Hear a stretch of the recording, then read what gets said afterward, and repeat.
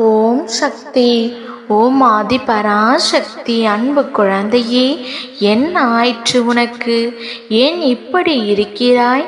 எதற்காக இப்படி கவலைப்படுகிறாய்? என் மீது உனக்கு நம்பிக்கை இல்லையா?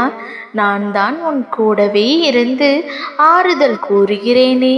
நான் உனக்கு ஒரு விஷயம் கூறட்டுமா? என் மீது இருக்கும் நம்பிக்கையை மட்டும் ஒருபோதும் இழக்காதே. எந்த நேரத்திலும் அற்புதங்களை நான் செய்வேன். என் நாமத்தை எப்பொழுதும் உச்சரித்துக் கொண்டிரு. என் வாக்கு என்றும் பொய்யாகாது. நீ நினைத்த காரியத்தை நான் நிச்சயம் முடித்து கொடுப்பேன். உனக்கான ஒரு விஷயத்தை தாமதப்படுத்துகிறேன் என்றால் அது உனக்கு 100 மடங்கு நன்மைக்காகவே இருக்கும். புரிகிறதா உனக்கு? உன் கண்ணீரை துடை. முதலில் சென்று சாப்பிடு. நான் இருக்கின்றேன். நான் பார்த்து கொள்கின்றேன். என் பிள்ளைக்கு என்ன வேண்டும் என்று எனக்கு தெரியும். உன் மனம் வலிக்கிறது. இது எனக்கு தெரியாமல் இல்லை குழந்தையே. உன் வலிகளை நான் பார்த்து கொண்டுதான் இருக்கின்றேன். கூடிய விரைவில் நான் ஏற்றுக்கொள்வேன். அன்பு பிள்ளையே, உனக்கு என்ன தேவை என்று உன்னை விட எனக்குத்தான் தெரியும்.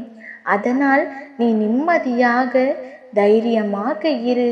உன் அம்மா நான் இருக்கின்றேன். நீ எதை நினைத்து கவலைப்படுகிறாய்? நீ எனக்கு தெரிந்த வழியில் முயற்சி செய்து பார்த்து விட்டாய். இப்பொழுது நான் கூறுவதை நீ செய். எல்லோரிடமும் குறையை கண்டுபிடிக்கச் சொன்னால் வெகு விரைவில் கண்டுபிடித்து விடுவார்கள். அது எல்லோருக்கும் கைவந்த கலை குழந்தையே. அதையே அந்த குணத்தை திருத்தச் சொன்னால் யாரும் முன் வரமாட்டார்கள். அது உனக்கு புரிய வேண்டிய நேரத்தில் நிச்சயம் புரியும். என் பிள்ளையே, குறை கூறுபவர்கள் கூறிக்கொண்டுதான் இருப்பார்கள். அதையெல்லாம் பார்த்தால் என்ன செய்ய முடியும்? உனக்கானதை உன் அம்மா நான் தருவேன். உன் சூழ்நிலைகள் உன்னை தடுமாற வைக்கிறது. உன் எண்ணங்கள் வட்டம் போல் சுற்றி கொண்டே இருக்கிறது. உன் மனநிலை அழகிய கோணங்களாய் இருக்கும் நிலை தாண்டி உன்னையே வெறுக்கும் அளவிற்கு உன்னை படுத்தி எடுக்கிறது. உன்னை மந்தமாக்கும் எண்ணங்களை உன் மனதிலிருந்து எடுத்துவிடு குழந்தையே. பிறகுதான் உன் மனம் நிம்மதியடையும். உன் வாழ்க்கை பூங்காவனமாய் அமையும். உன் தோல்விக்கு ஒரு முற்றுப்புள்ளி வைத்துவிட்டு வெற்றியின் பாதைக்கு உன்னை அழைத்துச் செல்ல போகின்றேன். நீ முயற்சி செய்தால் மட்டுமே என்னால் எதுவும் முடியும் என்பதை புரிந்து கொள். வெற்றி அடைவதற்கு அனைத்து தகுதிகளும் உனக்கு உண்டு. என் அன்பு குழந்தையே, உன் விதியை நான் மாற்றுவேன். என் மீது நம்பிக்கை இருந்தால் என் முகத்தில் ஒன்றை தொட்டு முழுமையாக கேள். என் அன்பு மகளே, வாழ்க்கையில் எவ்வளவு கஷ்டம் வந்தாலும் உன் மனசாட்சி படி நட. இதுவும் கடந்து போகும். சிக்கல்கள் என்பவை ஓடும் ரயிலில் இருந்து பார்க்கும் மரங்களை போன்றவை. அருகில் சென்றால் பெரியதாக தெரியும். அவற்றை கடந்து சென்றால் அதுவே சிறிதாகிவிடும். இதுதான் வாழ்க்கை. குழந்தையே, உன் விதியை நான் மாற்றுவேன். நீ கண்களை மூடி அமைதியாக கேள்.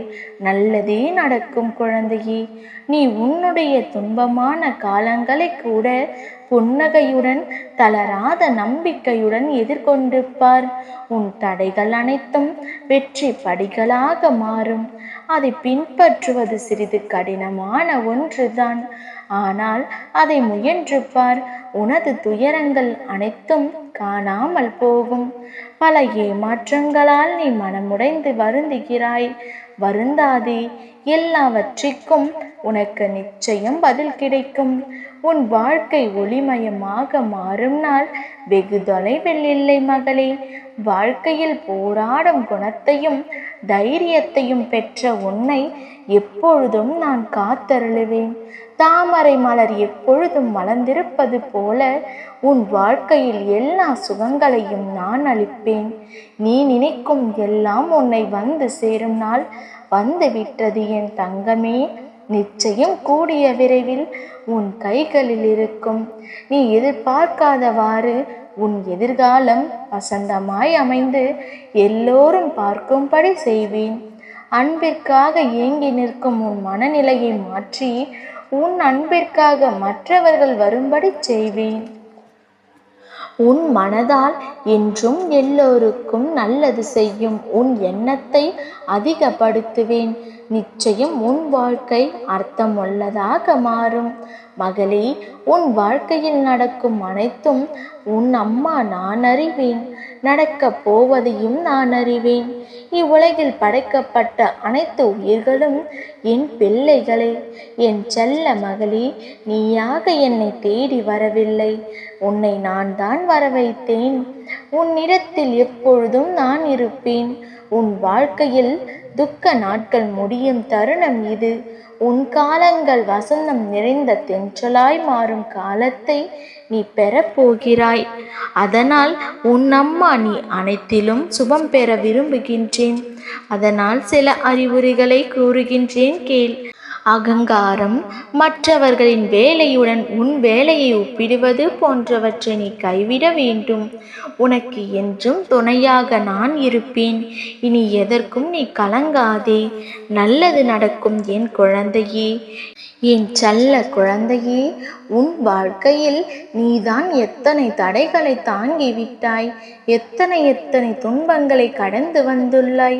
சொல்லிலடங்கா இன்னல்களையும் இடையூறுகளையும் கண்டு வந்துள்ளாய்.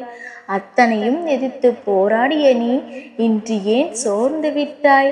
எனக்கு மட்டும் ஏன் இவ்வளவு வலிகள் என மனம் தளர்ந்து விட்டாய் தானே? அடிமேல் அடியாக உள்ளது என் வாழ்க்கை என்று புலம்புகிறாய். ஏன் எனக்கு மட்டும் இப்படி எல்லோரும் சுகமாய் இருக்கிறார்கள் என்று யோசிக்கிறாய். காய்ந்த மரம்தானே கல்லடிப்படும், நல்லவர்களுக்கு தானே சோதனை வரும். அப்படி என்றால் நல்லவராய் இருந்தால் கல்லடிப்படுமா என்று கேட்கிறாய். சரி, இதையும் கேள். காய்ந்த மரம் பழுத்த பழங்களை சுமந்து நிற்கும். அப்பொழுது கல்லெறிந்து பழங்களை உதிர வைப்பர். கல்லடி படும்போது வலிக்கும் தான். ஆனால் பழங்கள் கீழே விழுந்தால் மரத்தின் சுமை வெகுவாக குறையும் அல்லவா? இதுதான் இதன் தத்துவம். இன்று நல்லவனாக இருப்பதால், அதாவது காய்ந்த மரமாக இருப்பதால் உன் முன்ஜென்ம பாவங்கள் பழுத்த பழங்களாக கல்லடி எனும் சோதனைகளால் உதிர்க்கப்படுகின்றன என்று உனக்கு வலித்தாலும் உன் பாவங்கள் தீர்க்கப்பட்டு சந்தோஷமான எதிர்காலம் காத்திருக்கிறது. இப்போது சொல், காய்ந்த மரமே, கல்லடி வலிக்கிறதா? இல்லைதானே? வசந்தமான எதிர்காலத்திற்காக இன்று கொஞ்சம் வலிகளை ஏற்கிறாய். ஆனால் உனக்கு ஒன்று தெரியுமா? என்று நீ என்னை சரணடைந்தாயோ அன்றிலிருந்து உன் வலிகளை நான் சேர்ந்தே சுமக்கின்றேன். அதனால் உன் சுமைகளை முழுமையாய் என்மேல் இறக்கிவிட்டு ஆனந்த எதிர்காலத்திற்காக பொறுமையாக காத்திரு. விரைவில் அனைத்தும் நன்மையாக மாறும். நான் இருக்கின்றேன் அல்லவா? எதற்கும் கவலைப்படாதே என்று உனக்கான அன்னையின் சத்திய வாக்கு. வலியும் வேதனையும் விரைவில் முடிவுக்கு வரும். இந்த அன்னையை முழுமையாக சரணடைந்து விடு. நல்லதே நடக்கும். உனக்காக நான் என்றும் இருப்பேன். உன் தாய் ஆதிபராசக்தி. நல்லதே நடக்கும். ஓம் சக்தி. ஓம் ஆதிபராசக்தி. ஓம் சக்தி. ஓம் ஆதிபராசக்தி.